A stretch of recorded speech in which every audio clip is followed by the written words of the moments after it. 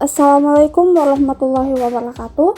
Kami dari kelompok 8 yang terdiri dari saya, Nur Aziza EAR, dan Umi Nurul Fahri akan menjelaskan tentang definisi psikolinguistik, komponen, kodrat bahasa, dan pragmatik. Definisi psikolinguistik menurut para ahli.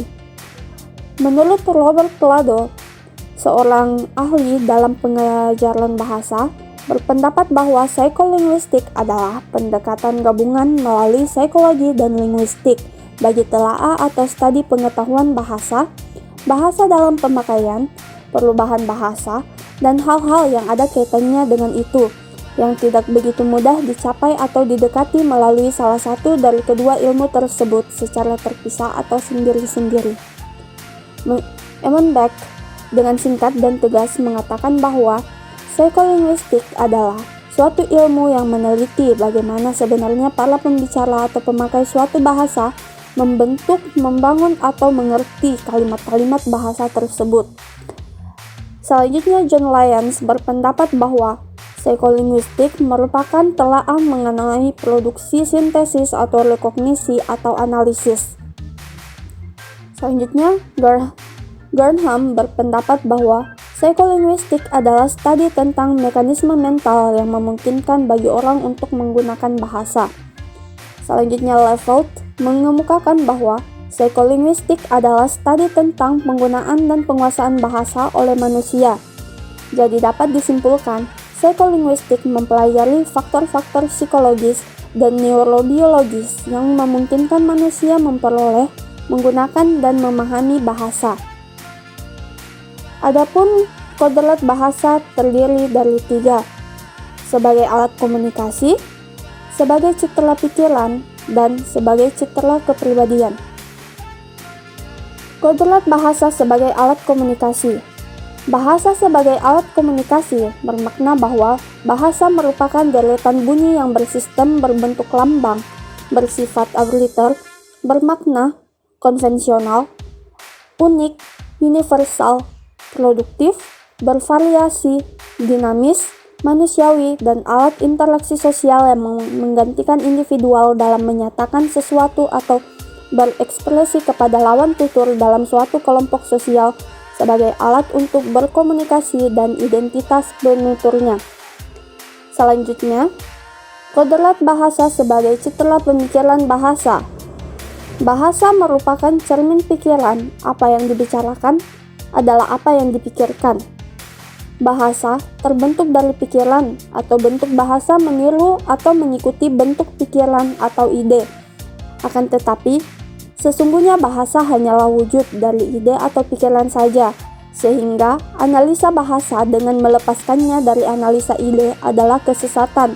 Artinya, tidak mungkin saja bahasa tanpa ada ide, begitupun sebaliknya.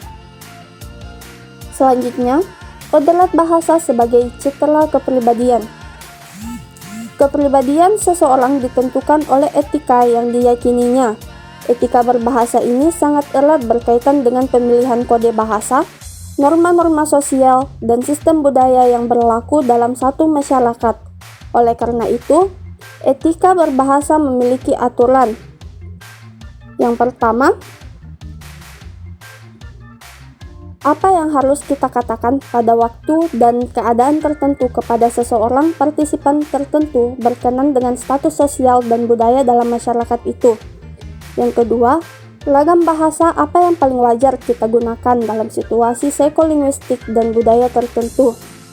Yang ketiga, kapan dan bagaimana kita menggunakan giliran berbicara kita dan menyela pembicaraan orang lain. Yang keempat, kapan kita harus diam. Yang kelima, bagaimana kualitas suara dan sikap fisik kita dalam berbicara itu. Seseorang dapat dikatakan pandai berbicara apabila menguasai tata cara atau etika berbahasa itu. Adapun komponen bahasa, yang pertama morfologi, dipakai oleh berbagai cabang ilmu secara harfiah. Morfologi berarti pengetahuan tentang bentuk atau morfos. Morfologi adalah suatu bidang ilmu linguistik yang mengkaji tentang pembentukan kata atau morfem-morfem dalam suatu bahasa. Selanjutnya, sintaksis adalah cabang ilmu linguistik yang mengkaji seluk-beluk tata bahasa dalam suatuan kalimat. Pengertian tersebut sejalan dengan pendapat Ramlan tahun 2009 yang mengungkapkan bahwa sintaksis adalah bagian atau cabang ilmu bahasa yang membicarakan seluk-beluk wacana, kalimat, klausa, dan frasa.